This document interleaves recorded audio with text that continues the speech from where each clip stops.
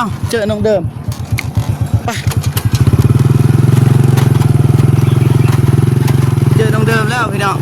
บอกว่าน้องเดิมไปใช้พี่น้องนะสบายดีสบายดีเนาะอยากอยู่นำกันมาตอนน้องเดิมมาสบายโดยทำอิดเป็นแบบว่าตัวเองไปเห็นหงตาอีสังเขาเอิญแบบตาหมัวเลยแมนหรือว่าเจ้าพักคันว่าคันเอาเสาเอาเมื่อคันว่าเมื่อตัวเองสิพักให้เจ้าแฮดอ๋อได้ดีเศร้าตามืนตาหมัวเศร้าแล้วก็เฮ็ดอีกเจ็บหัวให้เพิ่นนั่งพักว่าตัวเองเจ็บหัวเจ็บหัวเมื่อได้คือว่าบ่เป็นยังตัวเองสิพักผ่อนอยู่นี่ได้เมื่อดีเฮ็ดอีกคราวเดียวมันเจ็บหนักเจ็บแหงเมื่อแล้วเบิ่งว่ารู้สึกว่ายังมาอยากไหวแล้วมันเจ็บแหงพอดีเจ็บหากปวดหากนพอดีอยากจะโทรหาน้องชายให้เพิ่นมาหับเขาก็เมื่อเดินตามฮอตอันนั้นเกิดฮอตศูนย์บำบัดพอดีน้องชายมาฮอตเพิ่นขี่รถจักร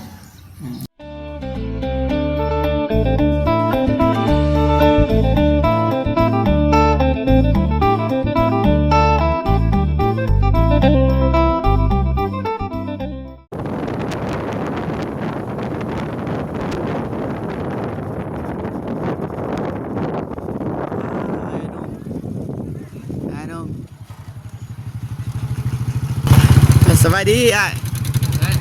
ไปหาน้องเดิมบอกว่าน้องเดิมอยู่บ่อยู่กับซีนำอยู่ป่าหั่นแหละ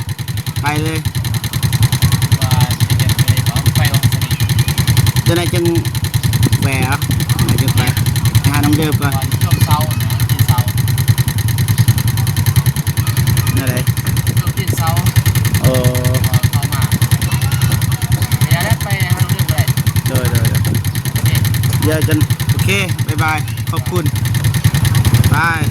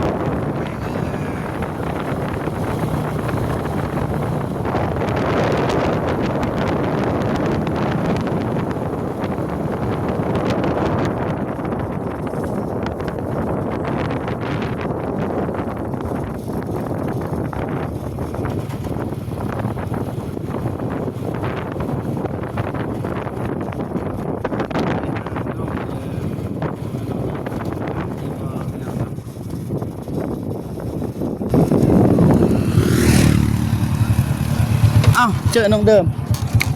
ไปเจอน้องเดิมแล้วพี่น้องบอกว่าน้องเดิมไปใช้พี่น้องนะ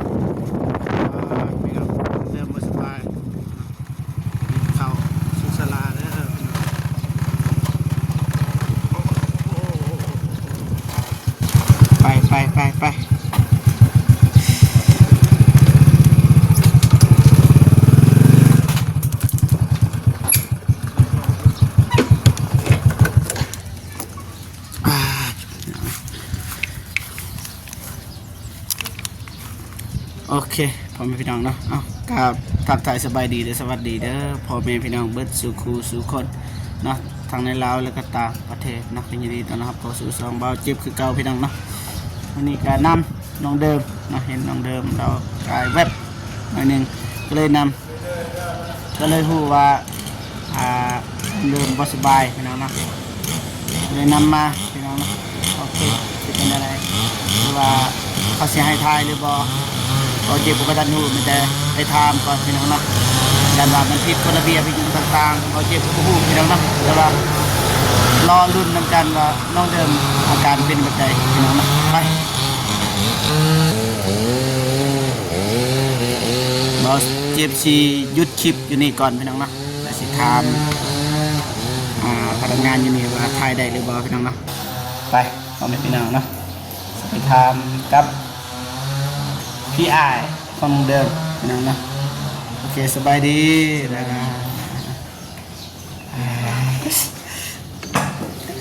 อายกอกมาปกติบ่ได้อายเด้เอาตอนบ่เจ็บไปยามน้องเดิมยังก็บ่อายบ่แม่นอายกองอายคนไทยอายคนไทยอายเห็นยัง จักแม่ โอเคเราจะคู่เบื้องต้นเป็นยังคือว่ามาส่งน้องเดิมนี่มาสุสลาหรือว่าโรงหมอเป็นอย่างไร สำเร็จมา เอาว่าแห้งว่าดัง สำเร็จเนาะเฮาอยู่น้องกันเฮ็ดเวียกนำครูบาสอนครูบาเพิ่นก็เลยโทรหาว่ามารับน้องดื่มบ่สบายว่าน้องดื่มสิเป็นลมสิว่าอย่างนี้ก็สิสลบแน่เพราะว่าตั้งส่งขึ้น เป็นพญาติส่งบ่ แม่นเป็นตอนนั้นก็เป็นตอนอยู่สวนกาแฟก็เป็น แต่ว่ารู้สึกว่าเครื่องน้องเดิมเปื้อนเบิดนี่เจ้าห้วยยังก็หญ้าเต็มเป็นหยัง มันนอนลงรู้สึกบ่มึนตามึมึนตาบ่ขึ้น มึนตาบ่ขึ้นก็นอนลงแต่ว่าเขาก็บ่แน่ใจคือกันแล้วเขาก็อยู่นอนกันเลยคือเขานำมารับน้องดื่มไปส่งในห้องหมอก็เลยได้เมื่อก็นำมาส่งในห้องหมอ เห็นอยู่บางอย่างนี่มีในคลิปที่ไปหาน้องเดิมนั่นแหละคือขับรถไหวผู้ใดเนาะที่จริงนะแม่นเจ้าเนาะ แน่แซงเลยเพราะคุณป้าเด็กเขาโทรนำเพราะว่า บ่สบายหนัก ไป มาก ส่งในห้องหมอ โอ้ยว่าสิไปยามมาคักว่าเป็นแบบนี้เนาะโอเคเนาะไม่แต่ว่าอยากให้พ่อแม่พี่น้องให้กำลังใจน้องเดิมนั่นแหละแพทย์เพิ่นว่าจังได๋ เพิ่นก็บ่ทันแล้วเพิ่นกำลังกวดอยู่ไหน ต้องกลัวจะส่งนำบ่ แม่น อ๋อยากเลยสิได้เมื่อซั่น เมื่อได้อยู่ เมื่อได้ เมื่อได้ หรือว่าสิพักผ่อนอยู่นี่เอา บ่ค่อยพักผ่อน30 นาทีครับบ่บนอย่างปกติแล้วก็มาได้ อ๋อ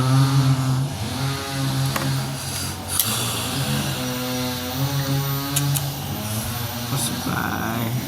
นะปกติก็เคยเป็นมาแบบนี้น้องเดิม เป็นตลอดป่ะยันว่าเราเฮ็ดเวียงหนักนะ บ่หนักมื้อนึงยังก็คนบ่แข็งแรงปานใด ว่าจังหวะนะตัวนี้เป็นพญาติส่วนตัวพี่น้องก็บ่ฮู้รายละเอียดแนวใดพี่น้องเนาะ ตกอันยาวจ้ะ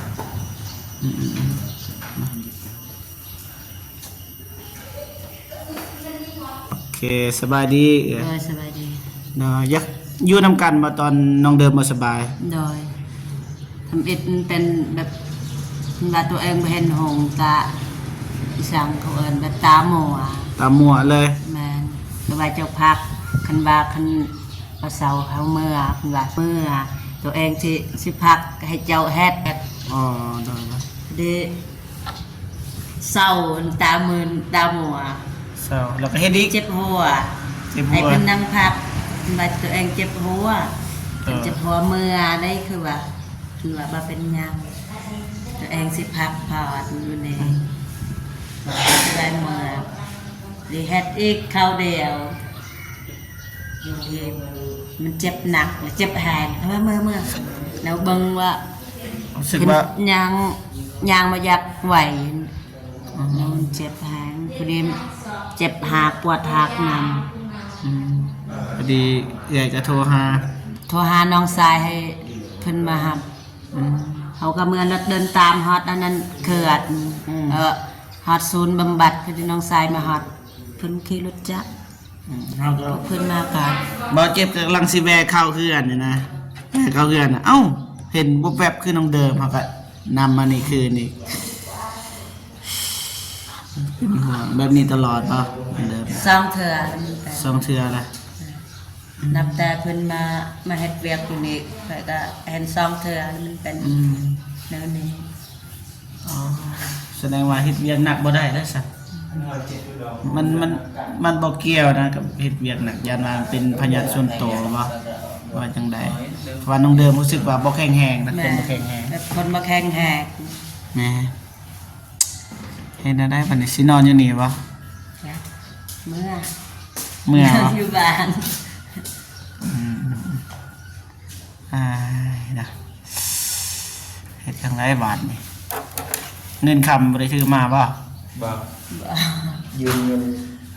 ยืมบอกกันติดหนี้ทันมาไว้ยืมเงินมาจ้าง โอ้ติดหนี้เอาบ่บางทีก็มีน้ำเบาเจ็บเท่าไรก็สิอันนั้นเลยหมดหน้าตักเลยพี่น้องเนาะ มีบ่ฮู้ว่ามีเท่าไร กำลังขายของก็บ้านขายของ ว่ากันพี่น้องนะตอนนี้บ่มีเงินพอกีบเลยบ่มีน้ำเบาเจ็บก็มีอยู่เงินแม่พิมพ์นี่เงินแม่พิมพ์ก็เท่าไร330,000แต่ว่าเฮาซื้อแล้วแสนซาวเหลืออยู่210,000พี่น้องเนาะนี่นะเบาเจ็บเราให้ซื้อน้ำซื้อในให้น้องเดิมแต่ว่าเป็นแบบนี้นี่เบาเจ็บเอาเงินสดให้ก็ได้นะครับค่าอยู่ค่ายานะประมาณนี้พี่น้องนะ ทานโอเคขอบใจหลายๆเด้อ ก็ โดยโอเค ได้เส้นทางไหนนี่ โอเคพ่อแม่พี่น้องเนาะตอนนี้ก็เราเจ็บก็มาว่าสิมาหาน้องเดิมนะแต่ว่าเจอเหตุการณ์แบบนี้พี่น้องเนาะก็เลย